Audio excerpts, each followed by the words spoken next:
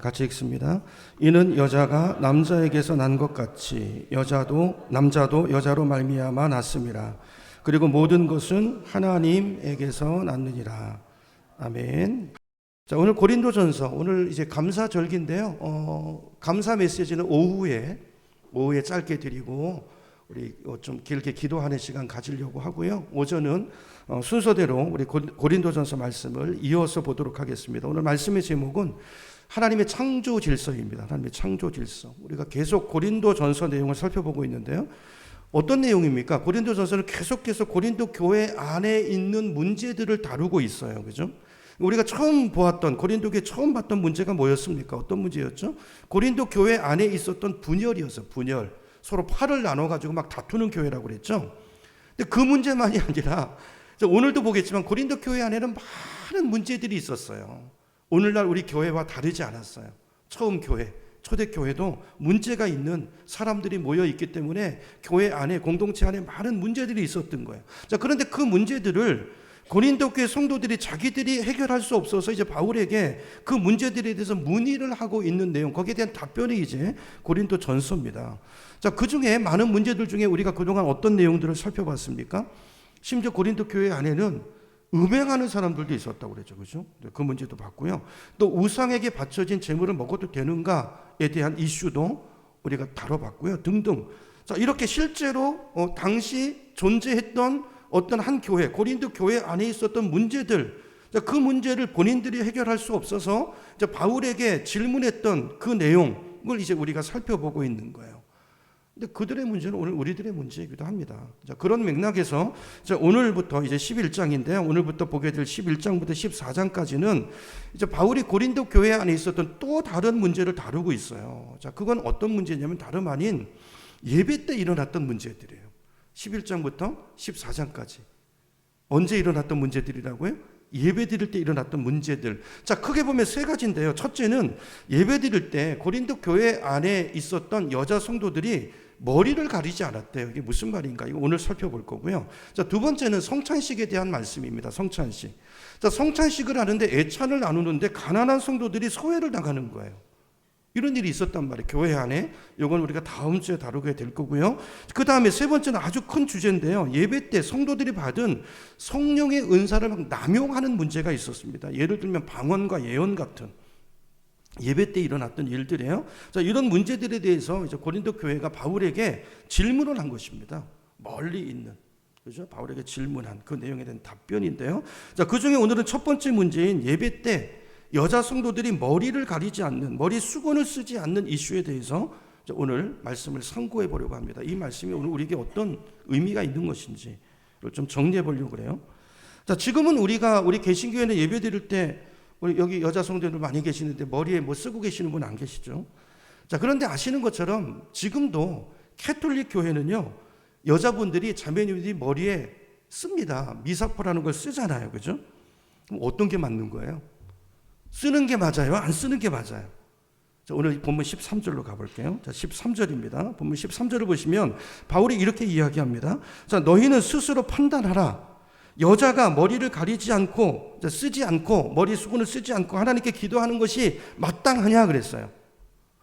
이런 바울의 이 말은 하나님께 예배드릴 때 여자는 머리를 가려야 된다는 거예요? 아니면 안 가려도 된다는 거예요? 가려야 된다는 거죠. 그죠? 쓰지 않고 기도하고 예배하는 것이 마땅하냐? 그러니까 이 질문은 뭐예요? 마땅하지 않다는 거잖아요. 그러니까 다시 말하면 머리를 가리는 것이 맞다라는 거예요. 그래서 캐톨릭 교회는요, 지금도 머리를 가립니다. 자, 그러면 캐톨릭 교회는 말씀대로 하는 것이고 우리 개신교회는 이 말씀을 따르지 않는 것인가? 여러분, 오늘 말씀을 그렇게 적용을 하면 잘못하는 거예요. 여러분, 제가 늘 말씀드리지만 성경을 해석할 때 이 성경은요, 그냥 공간에 던져진 말씀이 아닙니다.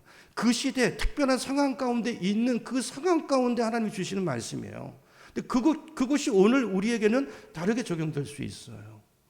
그 원리가 중요한 거죠. 이 말씀의 의미가 뭔가, 그 시대에 어떤 의미였고, 그렇다면 그것이 오늘 우리에게는 무엇을 말하는 것인가를 찾아보아야 합니다. 이제 오늘 그걸 하려고 해요. 있는 그대로 적용하면 잘못된 거예요. 자, 오늘 본문이 우리에게 가르쳐 주시는 핵심 진리는 여자 성도가 머리를 가려야 되느냐 말아야 되느냐 그걸 말하는 게 아니에요. 그걸 말하는 게 아니고 그건 표면적인 이슈고요. 그것보다 더 본질적인 교훈이 있어요. 그게 오늘 말씀 속에 담겨 있는데, 자, 오늘 말씀을 제대로 이해하려면 먼저 그 당시 관습을 이해하는 것이 필요합니다. 왜 그 당시 사람들은 여자가 머리에 두건을 썼는가? 그리고 또 오늘 왜 바울은 여자 성도들이 예배를 드릴 때 왜 머리를 가리는 것이 마땅하다라고 이야기했는가? 이거를 먼저 어느 상황에서요? 그 당시로 가서, 그 당시 상황 속에서 왜 이렇게 말했고 왜 이게 필요한가를 살펴보는 게 중요하단 말이에요. 그죠? 바울이 왜 이야기를 했는가?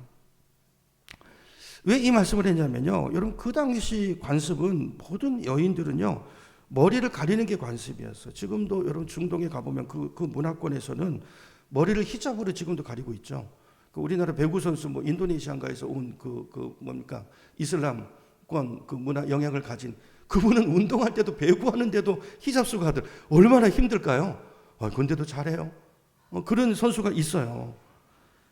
이게 왜 가릴까요? 그러면 왜 가리는 것입니까? 여자가 머리를 가리는 건 이유가 있어요. 예배 때뿐만이 아니라 항상 머리를 가리고 다니는데 이것이 의미하는 것이 뭐냐면요. 나에게 여자가 머리를 가리는 것은 나에게 남편이 있다는 표시고, 결혼한 여자는, 또 결혼하지 않은 미혼녀라면 나에게 아버지가 있다라는 표시예요. 다시 말하면 여자가 머리를 가리는 것은 내가 누구의 권위 아래 있다는 거예요? 남자의 권위 아래 있다는 거예요. 결혼 안 했을 때는 누구예요? 가장인 아버지의 권위 아래 있고, 결혼했으면 누가 권위자예요? 남편이 권위자예요. 나는 그 권위 아래 있다라는 것을 표현하는 상징, 그것이 머리에 수건을 쓰는 표시의 의미였던 것입니다. 자, 그렇기 때문에 그 문화권에서 여인이 머리를 가리는 것은요, 이건 정숙함의 표시였을 뿐만이 아니라 남편의 권위와 또 아버지, 가정의 질서를 존중한다는 의미가 거기에 담겨져 있었던 거예요. 자, 그런 뜻으로 머리를 가리는 것입니다.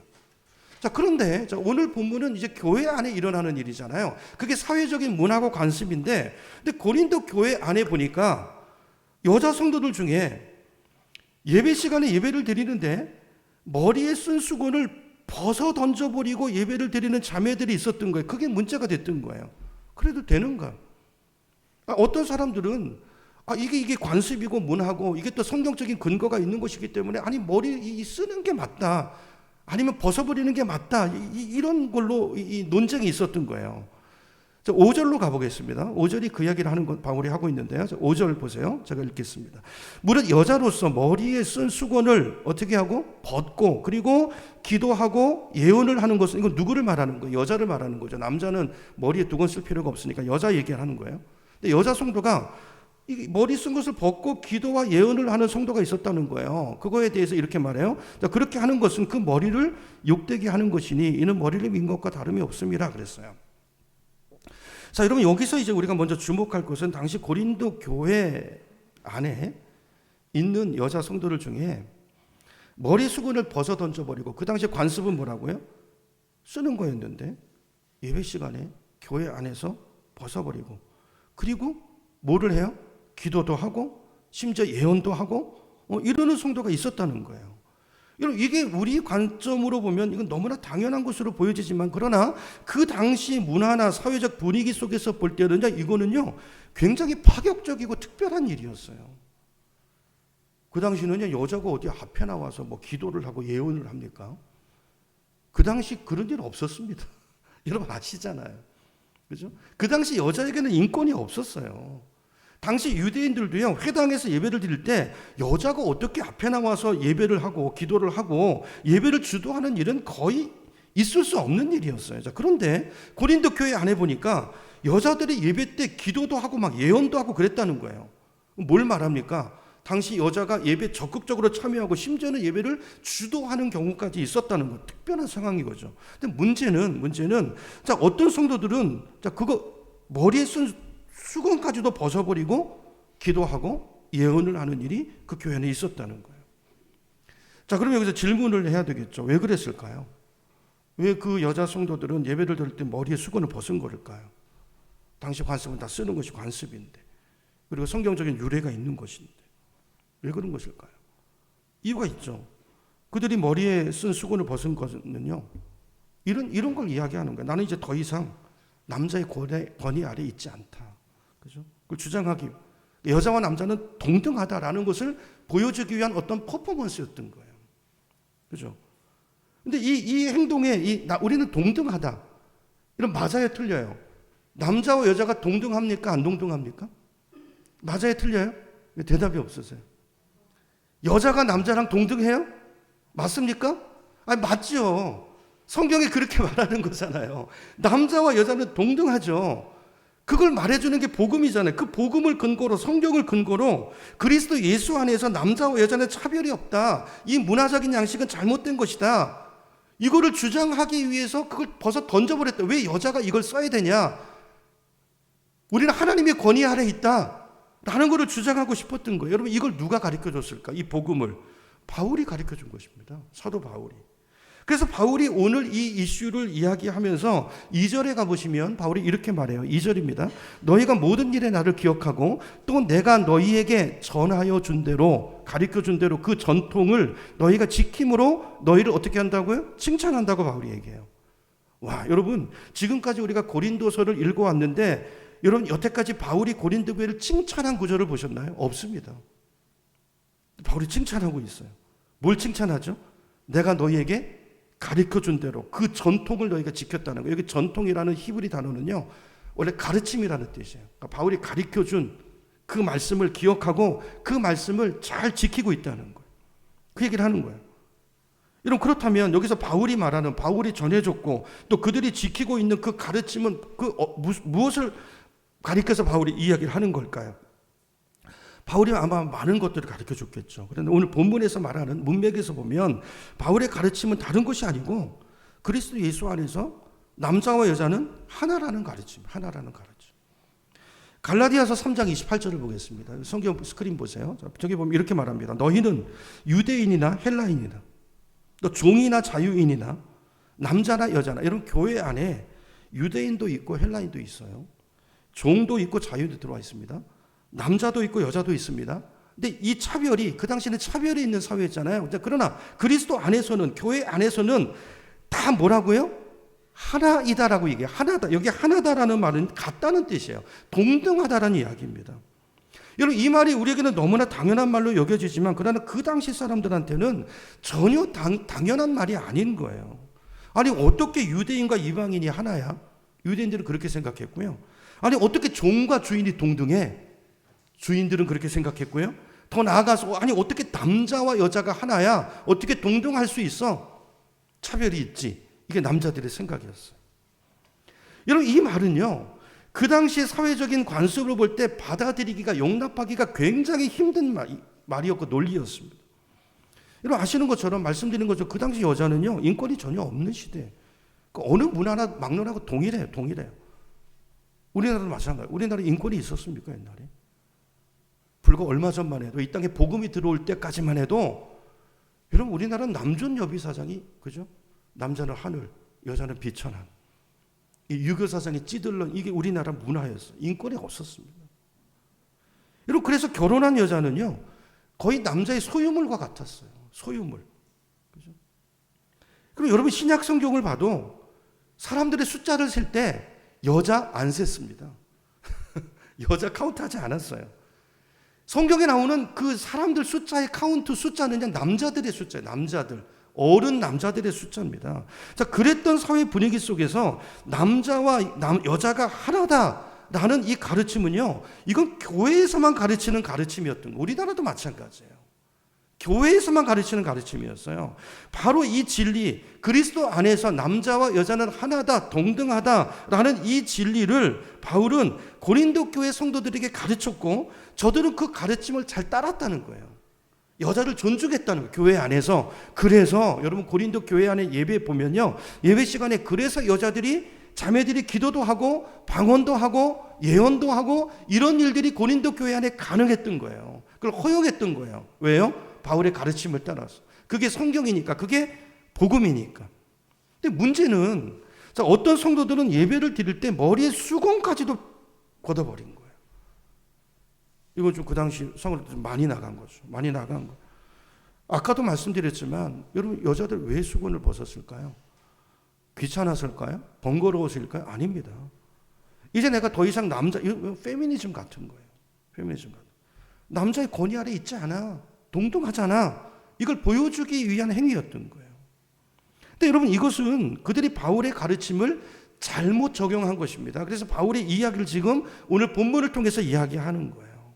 그래서 바울은 바울의 말씀을 오해하고 있는 그 여인들을 향해서 하나님이 정하신 남자와 여자의 창조 질서에 대해서 다시 가르쳐주고 있어요. 남자와 여자는 하나입니다. 맞습니다. 동등합니다. 그러나 거기에는 질서가 있다는 거예요. 질서가 있다는 거예요.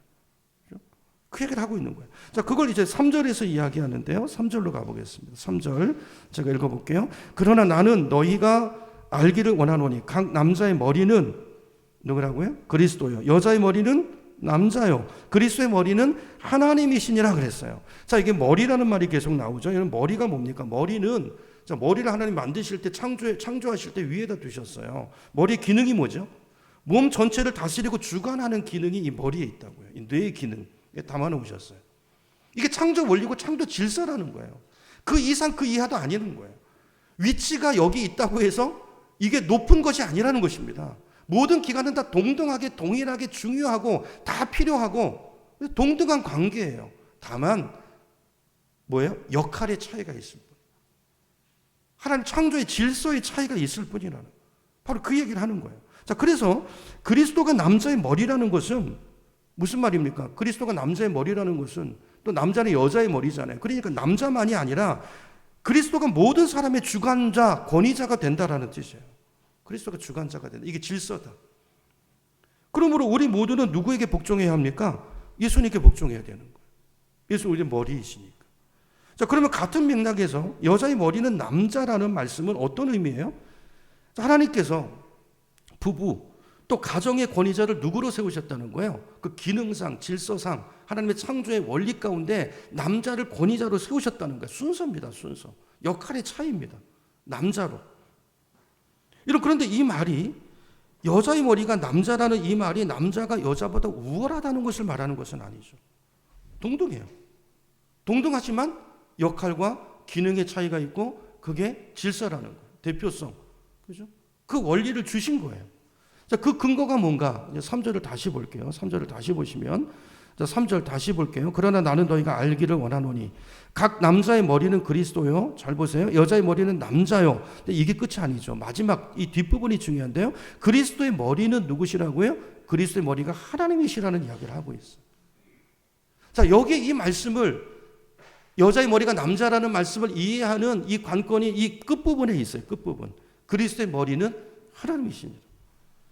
그러면 이 말이, 그리스도의 머리가 하나님이시라는 이 말이 예수 그리스도가 성부 하나님보다 열등하다라는 의미인가요? 아니잖아요. 그렇죠? 우리가 아는 것처럼 성부, 성자, 성령 하나님은요, 그 본질과 그 영광과 그 능력이 완전히 동일하신 하나님이세요. 이 성부, 성자, 성령 하나님의 관계는 수직적인 상하 관계가 아니라 완전히 수평적인, 완전히 인격적인 관계예요. 그 형상대로, 그 관계대로 우리를 남자와 여자를 그렇게 지으셨다는 거예요. 자, 동등하지만 그러나 뭐가 있어요? 질서가 있어요. 질서가. 구원 사역에 있어서 하나님께서 예수 그리스도를, 성자를 이 땅에 보내십니다. 그리고 성자는 그 성부의 말씀에 순종하십니다. 사가 관계이기 때문에 순종하는 게 아니라, 복종하는 게 아니라 질서예요. 질서. 완전히 동등한 인격하에서 역할의 차이를 따라서, 그죠? 하나의 공통된 그 뜻을 향해서 질서 있게 맡겨진 역할을 감당하는 그런 수평적인 인격적인 관계라는 것을 이야기하는 거예요. 그거 같다는 거예요. 그죠? 같다는 거예요. 기능적인 질서, 역할만이 다를 뿐이지 구원에 있어서, 우리를 구원하시는 구속의 역사에 있어서 성부 하나님이 성자 예수님을 이 땅에 보내시고 성자 예수님은 성부 하나님께 완전히 순종하시는, 이게 열등, 상하 관계를 말하는 것이 아니고, 그죠? 전인적인 복종. 우리가 하나님의 형상을 닮았다는 것은, 자, 이 모습을 우리 삶 속에 구현해 내라고 그 모델로 우리를 그렇게 만들어 두셨다는 거예요. 같은 맥락에서 남자가 여자의 머리라는 것은 무슨 의미입니까? 우월하다는 게 아니죠. 창조 질서라는 거예요. 그죠? 그 질서 안에서 하나됨을 이루라는 거예요. 동등한 관계 속에서. 그죠? 차이가 있다면 남자와 여자의 위치와 역할의 차이가 있다는 거예요. 우리 몸의 머리와 다른 육체 장기들과의 차이가 그런 것처럼 그 차이만 있을 뿐이지 동등하다는 거예요. 모든 지체가 그렇다는 거예요. 교회에서도 마찬가지죠. 그래서 8절 9절로 가보겠습니다. 그래서 8절 9절에 가보시면 바울이 이렇게 말해요. 남자가 여자에게서 난 것이 아니요. 자, 순서를 잘 보라는 거예요. 이 하나님의 창조 속에 이 메시지를 담아 놓으셨다는 거야. 남자가 여자에서 난 것이 아니고 여자가 남자에서 나지 않았냐. 또 9절. 또 남자가 여자를 위해서 지음을 받지 아니하고 여자가 남자를 위해서 지음을 받은 것이 아니냐. 하나님이 이렇게 창조하셨다는 거예요. 여러분 이 말씀은 바울이 창세기 말씀을 인용해 온 거잖아요. 자, 여러분 창세기를 한번 보세요. 여러분 하나님께서 남자와 여자를 어떻게 만드셨는지 창세기 성경에 보면 아주 정확하게 기록해 놓으셨어요. 왜 그걸 정확하게 기록해 놨을까요? 바울이 이 말씀을 지금 인용하고 있잖아요. 거기에 메시지가 있고 의미가 있다는 거예요. 우선 남자를 어떻게 만드셨나 보세요. 하나님 남자를 어떻게 만드셨습니까? 창세기 2장 7절 스크린 보세요. 여호와 하나님이 땅에 무엇으로? 흙으로 뭘 만들었다고요? 사람을 만들었대. 저기 사람은 누구예요? 아담이죠. 아담. 남자를 저렇게 만들었다는 거예요. 흙으로. 남자, 저 때는 여자는 없었어요. 남자를 만들었다는 거예요. 흙으로. 그죠? 자, 그런데 그렇게 만들어 놓고 아담을 하나님 이렇게 보시니까 아담이 혼자 있는 게 보기 좋지 않았다 그래서 보기에 좋지 않아요. 그래서 그를 위해서 불완전해요. 그래서 그를 위해서 하나님이 누굴 만드셨어요? 여자를 만드셨어요. 자, 근데 여자는 어떻게 만드셨는가? 그 전에 우리 창세기 2장 18절을 보겠습니다. 제가 방금 말한 거 읽어볼게요. 여호와 하나님이 이르시되 사람이 혼자 여기 사람 누구라고? 남자가 혼자 있는 게 좋지 아니하니 내가 그를 위하여 누구를 위해서? 아담. 즉 남자를 위해서 누구를? 돕는 배필. 누구예요? 이게 여자죠. 돕는 배필을 지으리라 이렇게 하셨다는 거예요. 이 말씀에 보면 9절에 보면 여자의 존재가 뭔가에 대해서 아주 중요한 진리가 담겨 있어요. 두 가지입니다. 첫째, 여러분 이거는 성경의 말씀입니다. 제 얘기가 아니고 성경 말씀. 그대로 보셔야 돼요. 자, 하나님께서 여자를 만드신 이유 첫째 이유는 누구를 위해서? 남자를 위해서. 남자를 위해서. 여자분들은 아멘이 잘 안 되시죠? 남자를 위해서. 두 번째, 하나님께서 여자를 만드신 것은 그 목적이 남자를 뭐 하라고요? 돕는 배필로 만드셨다고 이야기하고 있어요. 이거 돕는 배필이라는 단어를 이 말의 의미를 오늘 우리가 잘 이해하기를 원하는데요. 돕는 배필, 뭐 여러분 많이 들어보신 이야기잖아요. 우리도 그런 말 쓰잖아요. 돕는 배필이다. 근데 우리는 이 말을 어떤 뉘앙스로 쓰냐면요. 돕는 배필이라는 의미를요. 약자인 여자가 강자인 남자를 보조하고 시중드는 그런 정도로 이해를 해요. 그렇죠? 남자가 우월하고 여자는 남자를 그냥 서포트하는 약한 자 입장에서 돕는 시중드는 그렇죠? 그런 성경 그런 의미가 아닙니다. 저도 이번에 이제 히브리 원어를 이제 공부하면서 이제 봤는데요. 전혀 그런 말이 아니더라고요. 이 돕는 배필이라는 말의 히브리 원어를 보면요. 에제르 케네그도라는 단어예요. 여러분 이 단어를 아실 필요는 없어요. 에제르 케네그도. 이 에제르가 돕는 자란 뜻이고요. 케네그도가 배필이란 뜻인데요. 자, 이 뜻의 의미가 뭔가를 제가 간략하게 말씀드릴게요. 이 에제르는 이제 돕는 사람이란 뜻인데요. 근데 성경에서 이 단어가 에제르라는 단어가 성경에 약 21번 정도 나와요. 근데 그 쓰여진 용례를 보면 거의 다가 전부가 하나님이 우리를 도우실 때 그때 에제르라는 단어를 써요. 근데 그 단어를 하와, 돕는 배필에다 하와 앞에 붙여놨어요. 무슨 말입니까? 약한 존재가 아니라는 거예요. 하나님이 하와를 만든 의도가 그런 존재가 아니라는 거예요. 자, 예를 들어 볼게요. 시편 121편 2절을 보겠습니다. 자, 시편 121편 2절에 보면 나의 도움은 천지를 지으신 누구에게 쏜다고요? 여호와에게 쏘라. 여기 도움이란 단어가 나오죠. 저 도움이란 단어 히브리어가 에제르예요. 그러니까 하와를 설명할 때 쓰는 단어란 말이에요. 그 도움. 그죠? 누가 도우시는 거예요? 하나님. 시편 33편 20절 한 절만 더 볼게요. 저기 보면 우리 영혼이 여호와를 바라며 그는 우리의 도움과 방패시로. 저기 그는 누구예요? 하나님이죠. 그죠? 하나님이 도우시는 거.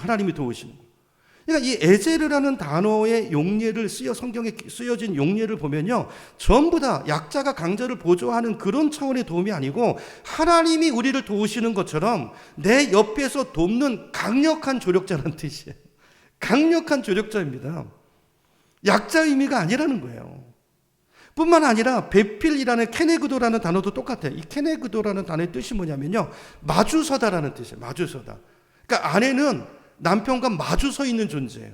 마주서서 강력한, 남자보다 더 강력한 능력을 가지고 남자를 남자 되게 하는, 사람이 사람 되게 하기 위해서 하나님이 반드시 필요한 그런 지혜와 능력과 그걸 담아서 돕는 배필로 마주보고 돕도록 세워주신 동역자라는 의미입니다.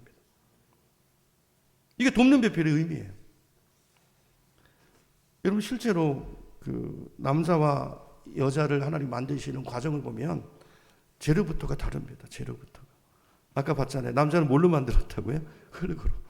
여자는 뭘로 만들었죠? 네, 창세기 2장 21절 한번 보여주세요. 자, 여호와 하나님이 아담을 깊이 잠들게 하시니, 왜 하와를 만들 때 깊이 잠들게 하셨는지 모르겠어요. 하여튼 잠들게 하시니, 잠들매 그가 뭘 가지고요?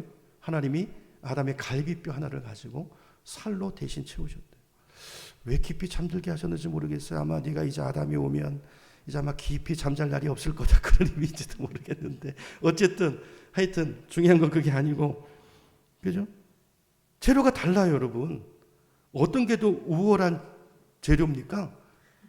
본 차이 나잖아요. 여자는 본 차이 나, 남자는 흙이에요, 흙. 단단함이 달라요.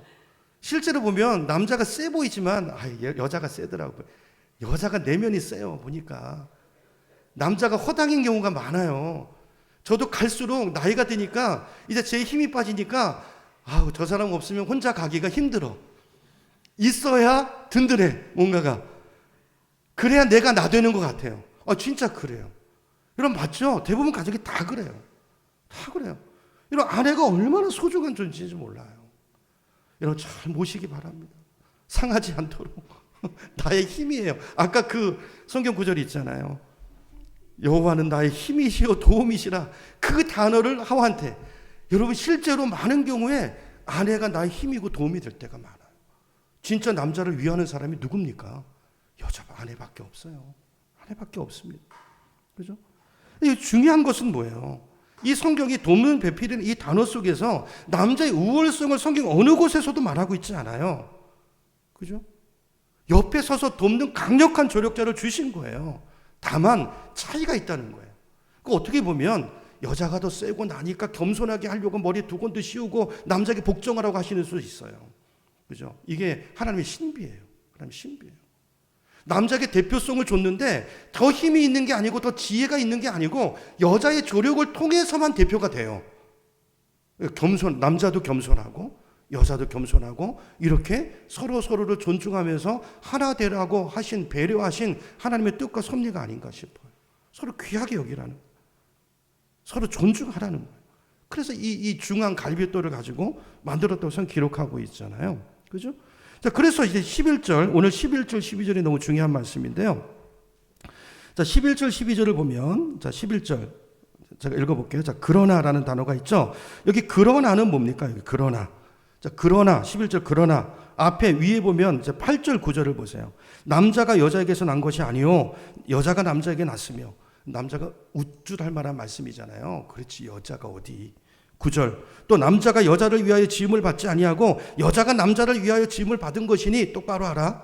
뭐 이런 거잖아. 이럴 수 있잖아요, 남자가. 근데 그게 아니고 그러나 11절 그게 끝이 아니고 그러나 그 뒤가 있어요. 주 안에는 남자 없이 여자만 있지 않고 여자 없이 남자만 있지 아니하니라. 12절 이는 여자가 남자에게서 난 것 같이 남자도 여자로 말미암아 났음이라. 그리고 모든 것은 누구에게서? 하나님께서 났느니라. 하나님이 만드셨죠. 여자에게서 났다고 여자가 만든 것입니까? 처음에 남자 아담에게서 하나님이 갈비뼈로 하와를 만들었다고 아담이 만든 거예요? 하나님이 만드신 거라는 거예요. 첫 여자는, 즉 하와는 누구에게 났어요? 아담, 남자에게서 나왔어요. 자, 그런데 그 뒤에 모든 남자는, 모든 인류는 어디에서 나옵니까? 여자에게서 나와요.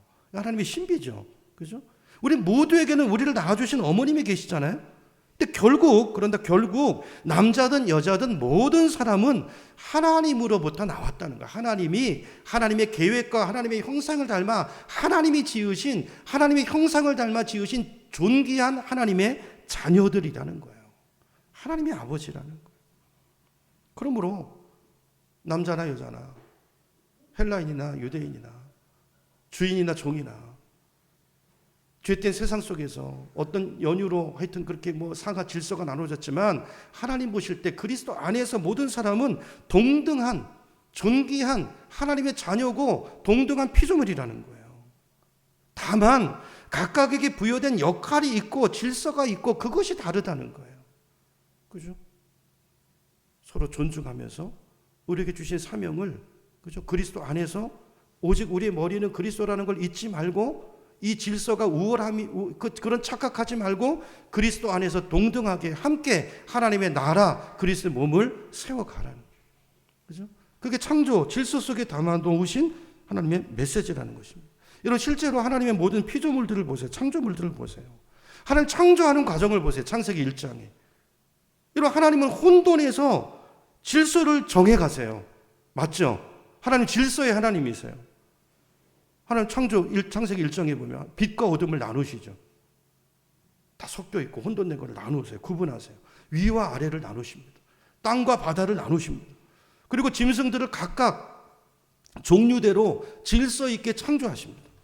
여러분 우리 인간뿐만이 아니라 이 모든 우주는 우연의 산물이 아니고 하나님의 질서 있는 하나님의 목적에 따라서 하나님이 만들어내신 창조의 결과물들이에요. 창조의 결과물. 그 질서 중에 하나가 뭐예요? 남자를 여자의 머리로 만드신 거라는 거예요. 그죠? 그것을 창조의 과정 속에 담아두셨다는 거예요. 순서상으로는 남자가 우위인데 재료를 보면 여자가 위예요. 서로 겸손하게 서로를 도우면서 하나님의 뜻을 한 몸을 이뤄가라는 거예요. 자, 여러분 그런데 이렇게 하나님의 질서가 있는데 여러분 우리가 살고 있는 이 시대를 보세요. 여러분 이 시대를 보면 정말 우리가 깨어 있어야 되는 이유가 뭐냐면 이 하나님의 창조 질서를 무너뜨리고 해체시키려는 악한 마귀의 역사가 있습니다. 여러분 이 영적 싸움을 잘 싸우셔야 돼요. 이 질서를 지켜야 됩니다. 그래서 우리 차별금지법 그런 거 반대하는 이유가 거기 있는 거예요. 창조 질서 위배되는 일들을 도모하고 있기 때문에. 여러분 특별히 21세기 포스트 모던 시대 우리가 살고 있는 이 시대를 보세요. 마귀는 하나님이 세우신 창조 질서를요 다 무너뜨리고 해체하려고 합니다. 그 중에 하나가 뭐예요? 가정을 해체하고요. 성별을 해체하고요. 그죠? 남녀의 질서를 해체합니다. 요즘 우리가 피부로 느끼는 것들 있잖아요. 이렇게 기억하시기 바랍니다. 가정은요 하나님께서 세우신 거룩한 제도예요. 창세기 2장 24절에 보니까 이러므로 남자가 부모를 떠나 그의 아내와 합하여 둘이 한 몸을 이룰지로다 그랬어요. 이게 첫 번째 가정이잖아요. 누가 세운 거예요? 하나님이 세우신 거예요. 누가 짝지어 주신 거예요? 하나님이 짝지어 주신 거예요. 근데 아시는 것처럼 이 시대는 점점 더 가정에 대해서 소극적이에요. 요즘 젊은이들 결혼 안 합니다. 아이 낳지 않습니다. 여러 가지 이유가 있겠죠. 경제 구조의 변화도 있고 또 개인주의 성향들이 점점 강화되면서 이런 사회적인 요소들도 있지만 여러분 그러나 그 이면에는요 가정의 질서를 해체시키려는 마귀의 공격이 있는 거예요. 여러분 이걸 놓치시면 안 돼요. 영적인 공격입니다. 뿐만 아니라 이 시대 정말 심각한 것은요 여러분 성별 질서의 해체예요. 성별 질서. 여러분 성경은 하나님은 사람을 뭘로 만드셨죠? 남자와 분명히 여자로 만드셨다고 했어요. 성경 안에서 보면 성은 남자와 여자밖에 없습니다. 그런데 요즘은 어떻게 뭐라고 말합니까? 성은 우리 생리적인 출생으로 정해지는 것이 아니라 내가 정하는 거래요. 내가 생물학적으로 남자로 태어났어도 내가 여자라고 그러면 그 사람은 여자라는 거예요. 자기가 정하는 거래요. 그죠? 그리고 성은요, 남성과 여성 두 성만 있는 게 아니라 양성도 있고, X성도 있고, 여러분, 이 젠더 이데올로기를 주장하는 사람들의 논리에 의하면 성이 몇 개까지 나누어지냐면 73개까지 나눠집니다. 그런 성이 있대요.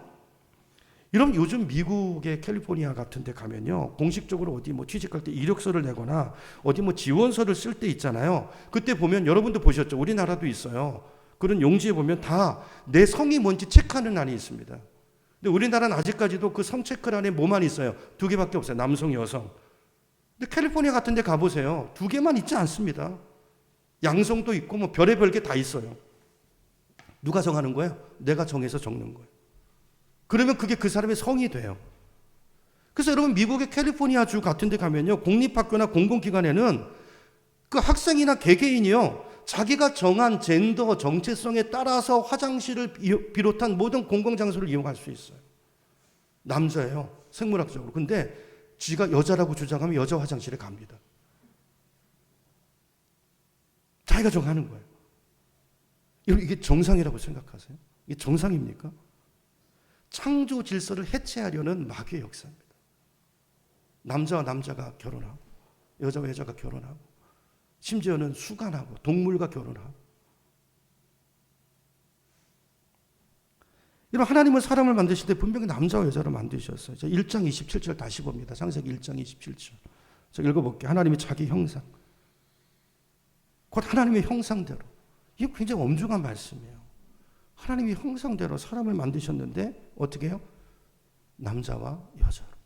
하나님의 성부, 성자, 성령 하나님으로 계시는 것처럼 우리를 그런 존재로 그런 공동체를 이루도록 남자와 여자로 하나님이 만드셨다. 여러분 성경이 분명히 이렇게 기록하고 있는데 어떻게 성경을 믿는다고 말하면서 젠더 이데올로기를 주장할 수 있습니까? 이런 교회 안에도 이런 사람들이 있어요. 말이 되지 않죠. 성경을 하나님의 말씀으로 믿지 않는 것입니다.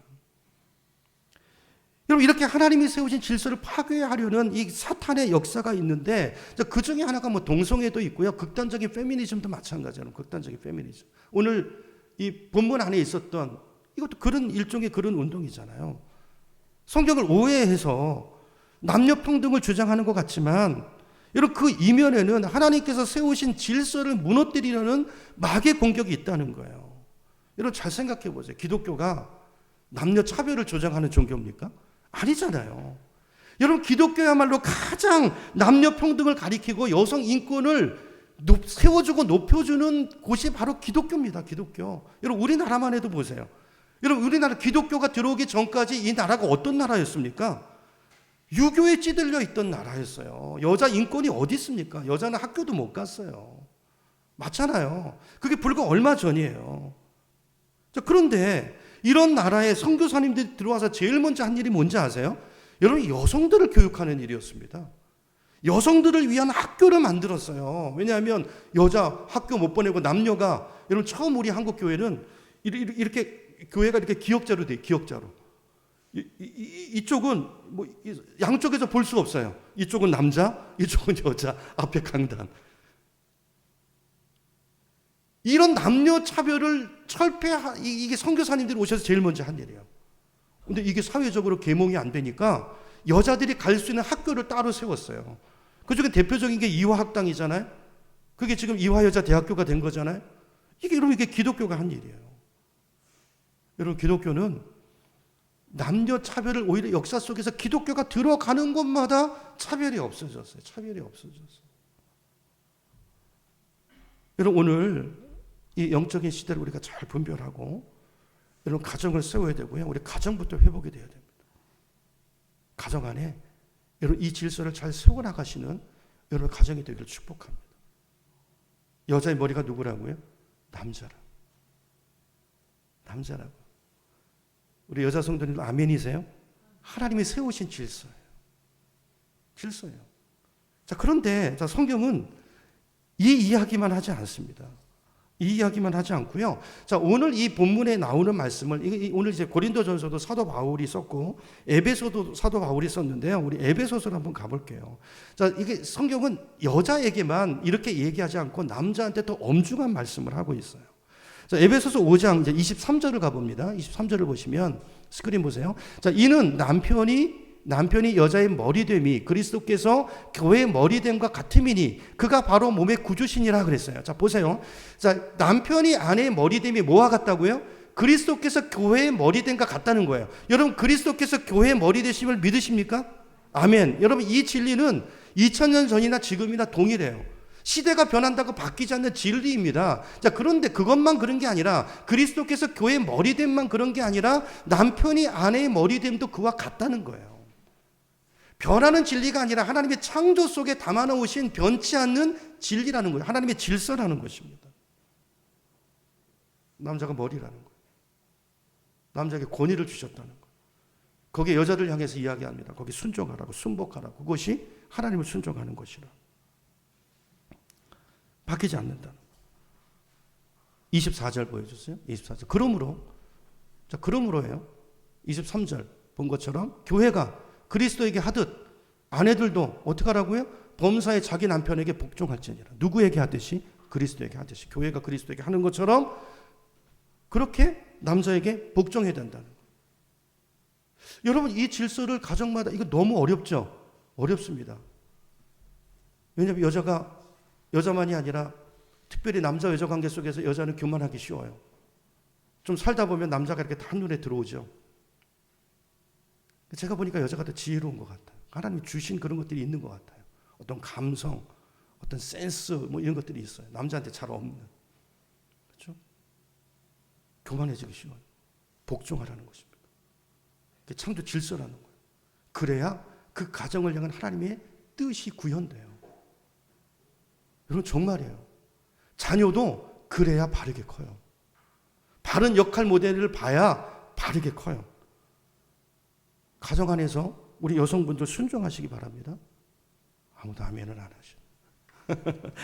자, 그러므로 그냥 그 다음에 이제 보면 이게 끝이 아니고 남자들에게 더 머리된 남자에게 이제 주시는 더 엄중한 말씀이 있는데요. 25절에 25절 우리 한번 같이 읽어볼까요? 시작. 남편들아 아내 사랑하기를 어떻게 그리스도께서 교회를 사랑하시고 그 교회를 위하여 자신을 주심같이 하라. 아멘. 자, 여기 보니까 여자가 문제가 아니고 남편에게는요 주어진 무서운 사명이 있어요. 그게 뭐죠? 아내를 위해서 자신을 내어주는 거예요, 여러분. 그리스도께서 교회를 위해 하신 것처럼 그리스도께서 교회를 위해서 어떻게 하셨습니까? 십자가에 자기 생명을 주셨잖아요. 남자가 아내의 머리라는 것은 이렇게 하는 거라는 거예요. 이렇게 하라고 머리를 세우신 거라는 거예요. 아내를 존귀하게 여기고 아내를 그리스도가 교회를 사랑하는 것처럼 사랑하고 이렇게 존중하고 어느 정도로요? 아내를 위해서 자기 목숨을 교회를 위해서 목숨을 내놓으신 예수 그리스도가 교회를 사랑하는 것처럼 그렇게 사랑하라는 거예요. 여러분 생각해 보세요. 물어볼게요. 그러면 여러분 복종하는 게 어려워요? 아니면 자신의 생명을 상대방을 위해서 내어주는 게 어려워요? 오늘 계속 대답 안 하시기로 작정하셨어요. 다? 어떤 게 어려워요? 아니 생명을 내놓는 게 더 어렵잖아요. 이게 내가 권위자라고 어떤 권위를 주셨다고 머리에 세우셨다고 좋아할 만한 일이 아니라는 것입니다. 그 자리에 선 사람은요 생명을 내놓는 그 사명이 함께 주어진다는 거예요. 이게 하나님의 질서고 창조 질서고 하나님 나라의 질서라는 거예요. 여러분 하나님 나라의 머리는 리더는 섬기는 사람이에요. 그래서 예수 그리스도가 교회를 사랑한 것처럼 자신의 목숨을 내놓을 수 있는 그 각오를 하는 그 헌신이 있을 때만 그 사명을 감당할 수 있다는 거예요. 여러분 오늘 이 말씀 우리 마음에 잘 새기고 가정 안에 이 질서를 세워가는 또 공동체 안에 이 질서를 세워가는 우리가 되기를 소망합니다. 우리 모든 남자든 여자든 남편이든 아내들이든 하나님의 원리를 따라서 우리 개인의 삶이 세워지고 또 우리 가정이 세워지는 또 그렇게 우리 자녀들이 세워지는 그런 놀라운 은혜가 있기를 주님의 이름으로 축원합니다. 가정에서부터 여자분들은 남편에게 복종하기를 훈련하십시오. 남편은 아내를 그리스도께서 교회를 어떻게 사랑하셨는가를 묵상하고 그렇게 자신을 내어주는 그 사랑으로 아내를 사랑하기를 훈련하십시오. 그죠? 그게 부부고 하나님이 사람을 남자로 여자로 만든 이유고 그렇게 할 때만 한 몸이 되고 가정이 세워지고 그것이 하나님의 나라가 이루어진다는 것입니다. 그죠? 그 일을 위해서 우리를 각자 다르게 만드신 거예요. 그러나 우리는 동등해요. 그죠? 그렇게 가정을 세워가고 하나님의 나라를 세워가는 우리 모두가 되기를 주님의 이름으로 축원합니다.